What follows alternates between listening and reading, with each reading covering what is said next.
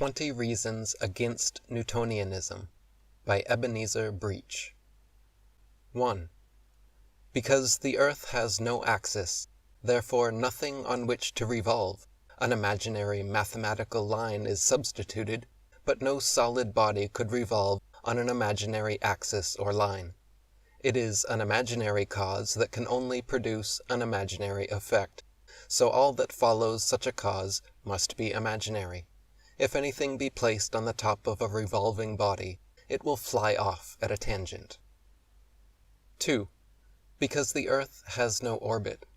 It was supposed in starting that the earth required an orbit of 600 million miles, but it was afterwards reduced to 190 million, and even 85 million. So if it had to lose 410 million miles, it might as well lose all, and say nothing about it, as we may be sure it has no orbit, axis, or poles. 3. Because it is a system that Copernicus restarted with the assertion that, quote, it was not necessary that the hypothesis be true, so long as calculations agree with calculations. But we say that if the hypothesis be not true, and data correct, all mathematical calculations are nonsense and deceptions. Mathematics becomes a demonstration of the assumed or unknown quantity. 4. Because there is but one central north star or constellation in the heavens. The diameter and circumference of the heavens are commensurate with the earth. No star has more than 90 degrees declination, so there is no nadir, or point of the heavens under our feet, and no south star or constellation to match with a globular south center. That would have to be a star at 180 degrees declination. 5. Because we have no antipodes or colonials under our feet. If the Australians are facing the north center, and the Europeans are doing the same, they stand face to face, not feet to feet, like flies on a ceiling, so foolishly supposed and taught. And people actually believe it true. None more gullible than the English people. 6. Because the earth is not an oblate spheroid, as Newton foolishly imagined and hastily decided upon by the tick of his watch. It was found to have lost a few seconds near the tropics, through heat relaxing the works, to what it gained in Paris. So the imaginative, speculative philosopher sat in his armchair, and there and then decided the earth a spheroid, as its motion was supposed to be less at the tropics, according to the tick of his watch. So all are taught to believe the spheroid ever since. The sun also is at least 2,853 miles farther from us in winter than in summer. 7. Because Newton's imagination led him to believe that if the matter of the whole earth were compressed into absolute solidity, it might be reduced to a body but a few yards in diameter, and reduced to a sphere 1 mile in diameter. The matter in the Instatus would be but as 1 to 510 billion. 8. Because Newton's supposed law of gravitation was lost in the moon. Newton found that the moon's perigee ought to require 18 years to perform its revolution in the heavens, while observation showed that the revolution was actually performed in 1/2 this period. He exhausted all his skill and power to overcome the difficulty, and died leaving the problem unsolved. His successor, Clarent, also finally abandoned the law of gravitation in despair and being incapable of explanation, a problem still unsolved, a mechanical impossibility. 9. Because the inertia of matter is the stability of the universe, therefore it is absolutely false that all particles of matter attract each other according to their size and square of distance. Glass does not attract wood, nor cloth iron, nor does cotton attract wool, nor liquids attract solids, nor does fruit attract grain, and ad infinitum. 10. Because the primitive idea of simplicity is a just one, founded in nature and adopted in reason. The real object of true science should be to make the laws of nature simple, sublime, and self-evident to the people. The Creator would not direct to a right consideration of his works, knowing that they were inconsiderable and unapproachable except by the very learned, who have mystified them by their outrageous mathematical calculations. General Drayson rightly accuses scientific professors of arrogant and ignorant exclusiveness.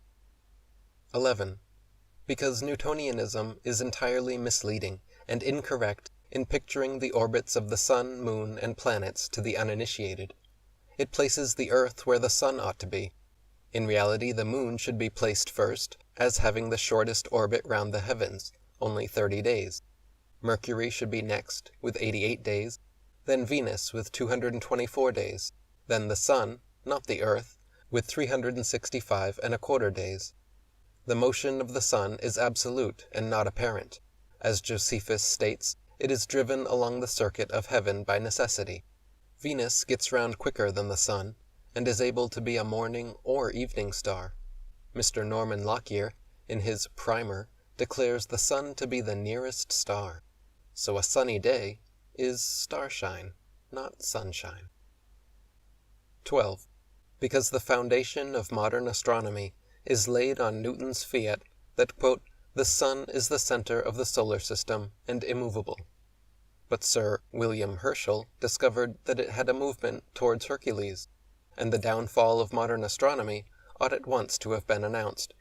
The late R.A. Proctor and all now declare the motion of the sun thus, quote, it climbs the eastern sky, slides down in the west, moves slowly towards the north quarter of the heavens, and moves away from overhead at the equator to the southern quarter of the heavens, from September to December.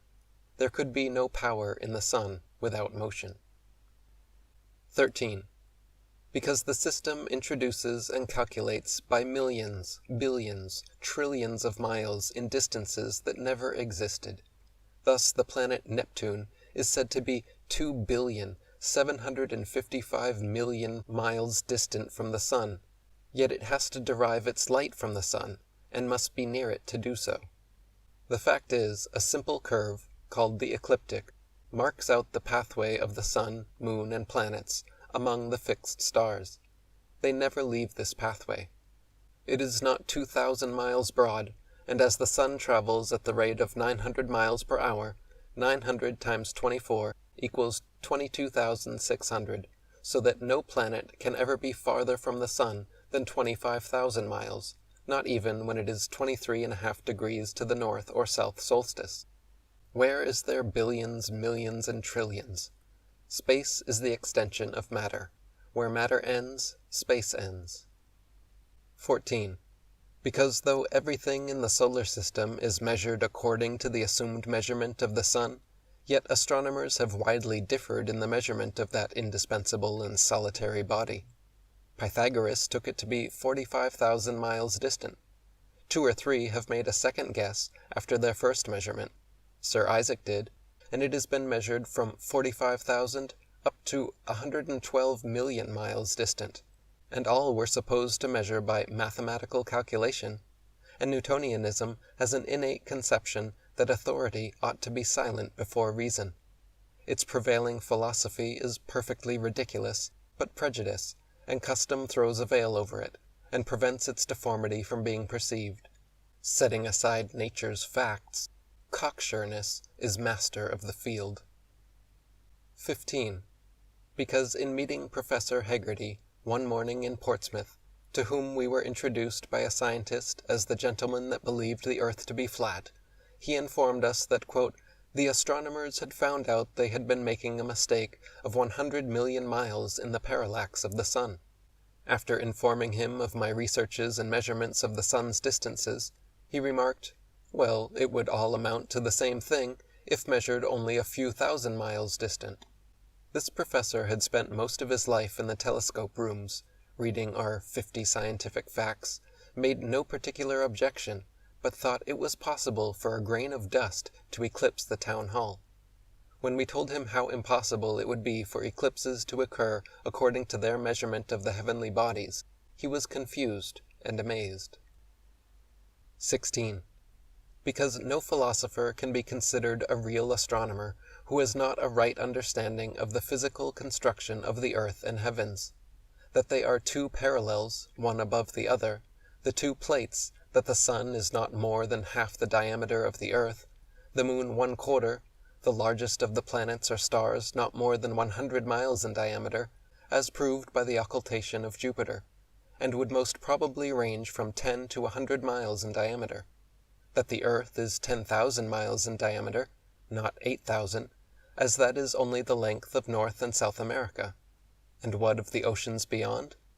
Newton was a thoughtful scientist, but not an astronomer, though he is by some considered as the only scientific trustee of the universe. 17. Because Newtonianism takes away the necessity of a firm crystal sky, for crystal light-giving bodies to revolve upon. The sky is a fixed canopy over the earth. "You are quite right," said a Jewish rabbi to me, "according to the Hebrew." Certain it is, had there been revolution and the earth a globe, the Jews were bound to have known it. So were the Chaldeans, and patriarchs with Adam, the first man who understood the physical construction of nature intuitively, and Josephus's assertions are dead against the astronomers. 18. Because the waterfalls of Niagara are against a revolving earth. It never turns its streams in an opposite direction, but always has a constant perpendicular flow. All wells would be emptied if a revolution occurred. The sands of the desert would be gone. All articles, fruit, etc. on the tradesmen's boards would disappear in 2 minutes. And where would Jacob's ladder have been, or any other ladder? No clock would give correct time, as the perpendicular action of the pendulum must not vary the 100th part of an inch. Ask Mr. Bolitho, Queen Street, Portsea, the watchmaker and jeweler. There could be no standing fogs with the atmosphere in motion. 19. Because whether the sun is shining and traveling in the northern or southern part of its spiral course in the heavens, the moon always reflects her light the same. So the sun can never at any time be under the earth, as many Newtonians suppose, but ever has its position on a parallel sky, with the moon, planets, and heavenly bodies, none of which are ever more than 5,000 or 6,000 miles from the earth. 20. Because the Newtonian system was introduced and supported by heathens, infidels, and skeptical astronomers, and we are compelled to acknowledge that our philosophers that have followed such a system have not taken the right road, but a road full of the brambles of stupidity, unreality, monstrosity, sheer imagination, bewildering labyrinths of calculations, stumbling over phenomena that never existed, measurements that will never be realized, with endless deceptions and contradictions. But in nature there are no contradictions. The sooner such a system is abolished as a compulsory system, the better. It will all go for smoke in that day when God restores the world now fallen with mankind into perfection. Quote, "The earth and all the inhabitants thereof are dissolved. I will re-establish it. They that will not believe shall not be able to exalt themselves." There is a most deplorable famine of common sense on this important subject in the universities and Greenwich, also at Whitehall, consequently throughout the land. But this is the age of enquiry. Many shall investigate, and knowledge, which must be truth, shall be increased.